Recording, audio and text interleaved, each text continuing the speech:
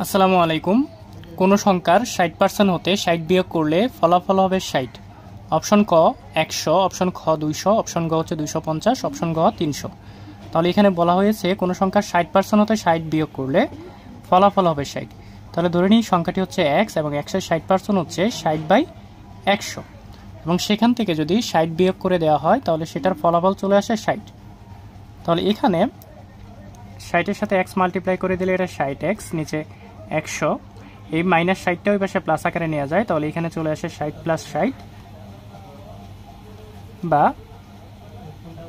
60x / 100 equal to 60 R 60 plus করে দিলে 120।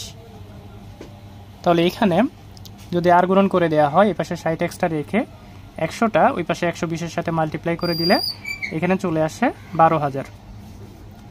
তাহলে এই পাশে x রেখে 60টা ওই পাশে ডিভাইড আকারে নেওয়া যায়, 12,000 / 60।